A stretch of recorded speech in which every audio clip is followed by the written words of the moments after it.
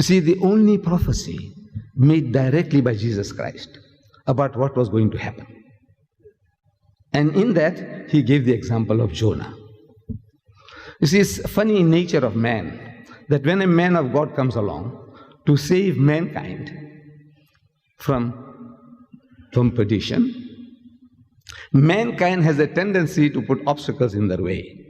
They want that man of God to show them a sign, some miracle, some circus tricks.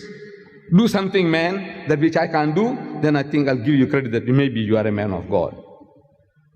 That is the sickness of man. Instead of listening to the man, what the man is telling you, whether it's good or bad, no. I want you to perform some tricks. Can you stand on your head? Can you stand on your head? Can you put your legs in the air? What? Can you stand on one hand? No, this is what mankind is looking from this man of God. So we find this sickness, it's common in the Holy Bible, in the New Testament, in the Gospel of St. Matthew. We read that when Jesus Christ claimed that he was the Messiah, the anointed one, translated Christ, the Jews were not satisfied with his bona fide. So they came to him. Matthew chapter 12, verse 38, 39, 40. They come to him and they say, Master, to me sarcastically. They were sarcastic. They didn't mean it. Master, in the Hebrew language, Rabbi, Maulana, Syech. This is what they said. We would have a sign of thee. We want you to show us a miracle to convince us that you are the genuine man of God. This was uncalled for. So Jesus reacts very strongly, very strongly. He said, an evil and adulterous generation seeketh after a sign, and there shall no sign be given unto it. An evil and adulterous generation. In modern language, I don't use modern terminology for that. You can think as you like. An evil and adulterous generation seeketh after a sign, and there shall no sign be given unto it, except the sign of the prophet Jonah. For as Jonah was 3 days and 3 nights in the belly of the whale, so shall the Son of Man, meaning himself, so shall the Son of Man be 3 days and 3 nights in the belly of the earth. The only sign, the only miracle I'm giving you about my bona fide is the sign of Jonah. The miracle of Jonah is my miracle. I'm asking the question, when they threw Jonah into the sea, was he dead or was he alive? Thank you, thank you, thank you. See, I know sometimes if you said he was not alive and make you to change, it would have been difficult. So I would have said, look, before you answered it, I would say, look, I want to make things easy for you to get the right answer. Because once you get the wrong answer, I have to move heaven and earth to make you to change the position. You know, to convince you that you were wrong. So I would have made things easy for you to get the right answer by telling you that, look, Jonah volunteered. He volunteered. He says, throw me. And a man who volunteers, you don't have to strangle him before throwing. You don't have to break his arm or limb before throwing. No, the man volunteers. He says, throw me. Why you want to kill him? Why you want to break his jaw? Nothing. So then I would have asked you, was he dead or was he alive? And unanimous, 100% you would have shouted, alive! Because look, the man volunteered. One who volunteers, you don't have to maltreat him. Do you? He says, no. So he was alive. Right answer. Right answer. Any child could have answered that. The fish comes and gobbles him. Dead or alive? Alive! Let me hear again from you all. Alive. Yes, yes. From the fish's belly, he prays to God for help. Do dead people pray? Do dead people plead with God? Do they? No. So what was he? Dead or alive? Alive. He's alive. He's alive. Alive. On the third day, the fish vomits him on the seashore. Dead or alive? Alive. And it is the mightiest miracle in the whole Bible. This is the mightiest miracle of all. in the Bible. This is a miracle 3 times over. You see, when you throw a man into a raging sea, he ought to drown. He had to die. If he died, it's not a miracle. A fish comes and gobbles a man. A fish is not a respecter of person. He says, you are Jonah, you are a prophet of God. Gently. Not fish. No fish will ever do that. A fish gets a bait, big bait. It's going to have a big bite. You'll kill the man. If he died by the fish, it's not a miracle. It's not a miracle. If he didn't die, it's a miracle. Heat and suffocation in the whale's belly. 3 days and 3 nights, he ought to die. He ought to die. If he died, it's not a miracle. But he's alive. 3rd day vomiters. He goes into the sea alive. He comes out alive. Nowhere does he say he died in between and he was resurrected. Nowhere that he died and was resurrected. He's alive, alive, alive, alive. And what did Jesus say? He said, for as Jonah was, so shall the Son of Man be. The miracle of Jonah is that he's alive 3 times over. When we expect him to be dead. When we expect the man to be dead, he's alive, he's alive, he's alive. Jesus, he said, my miracle is the miracle of Jonah.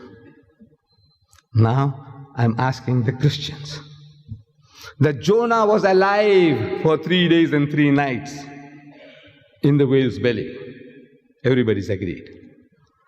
And I'm asking the Christian that Jesus, for the same period of time, was he dead or was he alive? According to your church. According to your church, according to the 1,500,000,000 Christians, according to you and me, Jonah was alive for 3 days and 3 nights, and Jesus for 3 days and 3 nights, was he dead or was he alive? Dead. He was dead for 3 days and 3 nights. I'm asking the Englishman, please, sir, tell me in your language, Jonah is alive, Jesus is dead. Is that like Jonah or unlike Jonah in your language? No, this is your language. Look, you people taught me English. The Britisher. He conquered my country, India.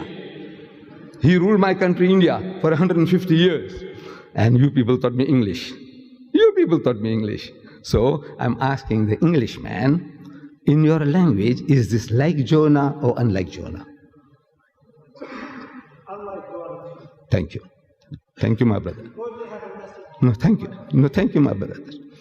It's unlike Jonah. So, if he's unlike Jonah, then either he was bluffing the people. No, it's Jesus. He is telling he will be like Jonah, and you are telling that he was unlike Jonah. So either he was lying, bluffing, deceiving the people, or you have misunderstood. One of the two. Either he was lying, he was bluffing his way through, or you have misunderstood. Now, the clever Christian tells us that, you see, this miracle of Jonah, Jesus wasn't talking about dead or alive.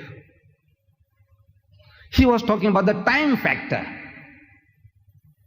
Look, listen. Jesus says, for as Jonah was 3 days and 3 nights in the belly of the whale, so shall the Son of Man be 3 days and 3 nights in the belly of the earth. He uses the word 3, 4 times to emphasize is a time. This is the important thing, the miracle. I said, what is miraculous about a time factor? The miracle is when you expect a person to die and if he doesn't die, that's a miracle. Time, whether you are in prison for 3 days or 3 weeks or 3 months and you come out alive, so what? That's not a miracle. The miracle is when you expect a man to be dead and he is alive. That's a miracle. But he said, no. Drowning man clutches at straws. And drowning women also do the same. Something to hold on to. Clutching straws. So he says, it's a time factor. I said, all right, let's examine that. Did he fulfill that? He said, yes. How? Again, bankrupt. I'm telling you, I'm talking from experience. Therefore, I'm talking, I said, come, let's have a dialogue. Your bishops and popes, His Holiness the Pope, I said, let's have a dialogue. It's a long story. It's another story, another lecture about dialogue between me and the Pope. It's another story. But I said, come, let's talk, man. Your bishops and your archbishops, come talk. Talk to me. Argue and debate with me. Let the people listen and let them make up their minds where truth lies. So it's the time factor. So I'm asking, when was He crucified? Good Friday. Good Friday. It's the Friday. What makes Good Friday good? He said, because Christ died for our sins. When? Friday. Right? Yes, Friday. That's what makes Good Friday good. I said, when was it? In the morning or the afternoon? So the clever man tells me it was in the afternoon. It was about 3 o'clock that He was put on the cross.